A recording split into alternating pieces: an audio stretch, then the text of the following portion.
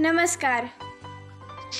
आज आपण आलेलो आहोत श्री क्षेत्र सिन्नर येथील गोंदेश्वर महादेव मंदिरात. हे ठिकाण नाशिक जिल्ह्यातील तालुका सिन्नर या शहरात आहे.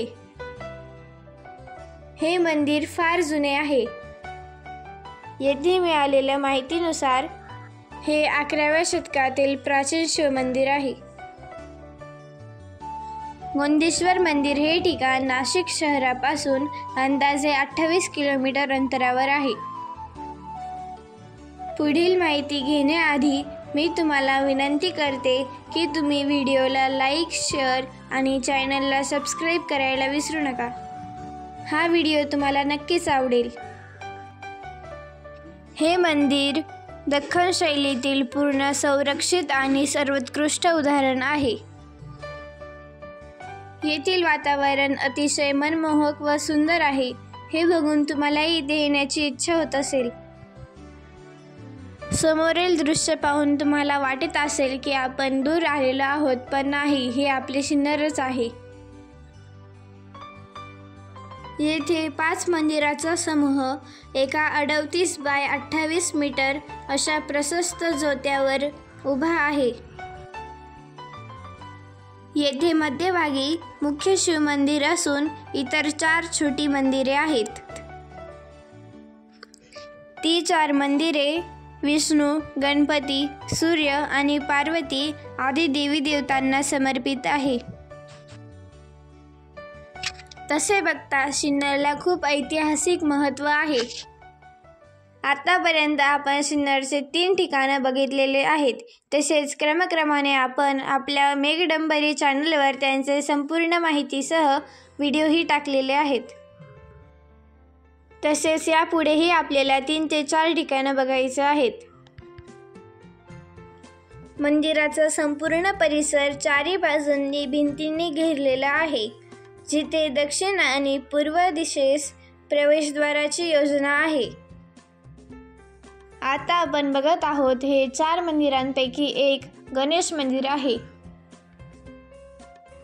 आपण आता या मंदिरातून बाहेर निघून पुढील मंदिरामध्ये जाऊया.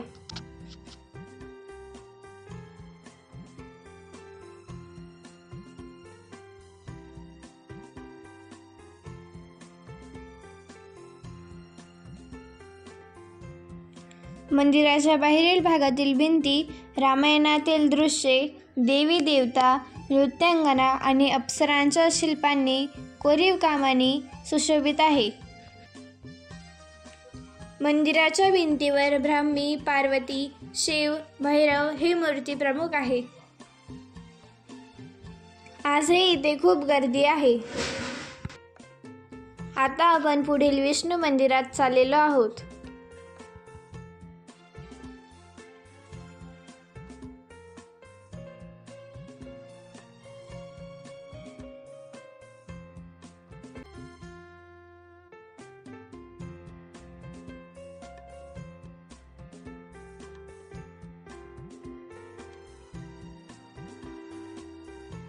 इथे नेहमी विविध चॅनलवरील ऐतिहासिक मालिकांचे चित्रीकरण होत असते. आजही आम्ही इथे आलो तेव्हा ऐतिहासिक वेशभूषेतील बालकलाकारांचा सराव चालू होता. आता आपण मुख्य मंदिराच्या समोरील नंदीचे दर्शन घेऊया.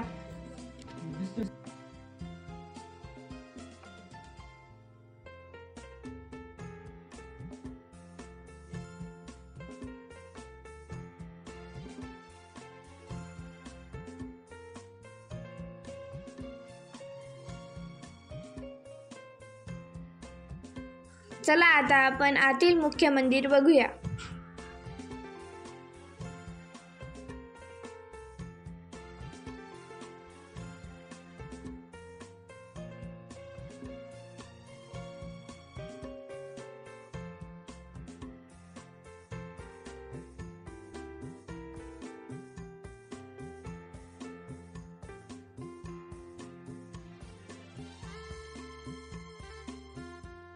येथे आपल्याला शांततेचे व मायेचे प्रतीक असलेले कासव दिसत आहे.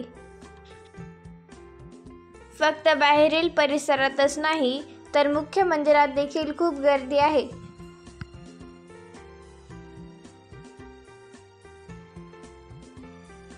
आणि हे आहे गोंदेश्वर महादेव मंदिराच्या मुख्य गाभाऱ्यातील शिवलिंग। या मंदिर परिसरात ओम नमः शिवाय या नावाची धून नेहमी चालू राहते।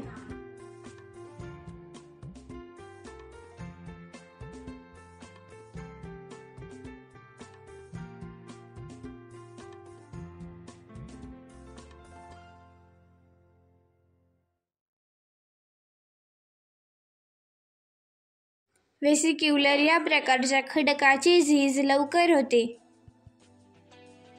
हे मंदिर बघत असताना आपल्याला प्रकर्षाने लक्षात येईलच, तसेच त्यावर कोरीव काम करणे ही देखील अवघड कला असते। तरीही यावर केलेली कलाकुसर पाहतच राहावी अशी आहे। या मंदिराचा परिसर नेहमीच अतिशय सुंदर व स्वच्छ असतो। या मंदिराच्या परिसराजवळच गोंदेश्वर तलाव देखील आहे। असे मानले जाते की गोंदेश्वर महादेव मंदिराच्या निर्माणासाठी लागणारा दगड येथूनच काढला गेल्यामुळे हा तलाव निर्माण झाला।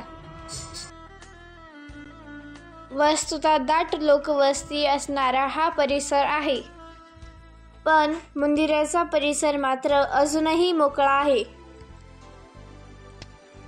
सध्या या मंदिराला भेट देणाऱ्या पर्यटकांची संख्या वाढत असल्याने या परिसरात सोयी सुविधा निर्माण करण्याचे काम सुरू आहे।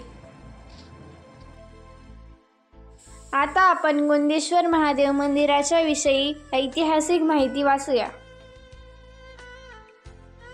इसवी सन 1025 च्या सुमारास येथे यादव राज्य असल्याचे संदर्भ मिळतात। यावेळी येथे यादव कुळातील महासामंत मिल्लम राजा हा राज्य करत होता। सुरुवातीला राष्ट्रकूट राजांच्या मांडलिकत्वाखाली असलेले यादव राजे पुढे बदामीच्या चालुक्यांच्या मांडलिकत्वाखाली गेले। त्यामुळेच या परिसरात मराठीबरोबर कानडी शिलालेख देखील आढळून येतात। त्यांची राजधानी सिंधीनगर म्हणजेच सिंधनगर येथे असल्याचे दाखले मिळतात। पुढे याच जागी इथले प्रथम राजा सेऊणचंद्र यांनी त्यांची राजधानी सेऊणपूर अथवा स्कूनपूर या नावाने प्रस्थापित केली। सेऊणचंद्र राजांचा मुलगा धाडियप्पा यांचा पुढे याच परिसरात जन्म झाल्याचीही माहिती मिळते।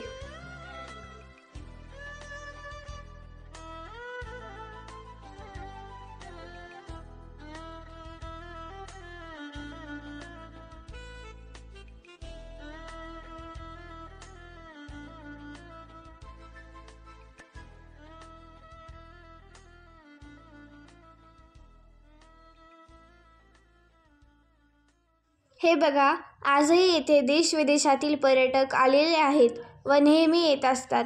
ते इथले दृश्य त्यांच्या कॅमेऱ्यात कैद करून नेत असतात। आता आपण इथल्या शेवटच्या मंदिराकडे वळूया। तुम्ही कधी सिन्नर किंवा शिर्डी साईबाबांचे दर्शन घ्यायला आलात तर या मंदिराला सहकुटुंब सहपरिवार भेट द्यायला विसरू नका।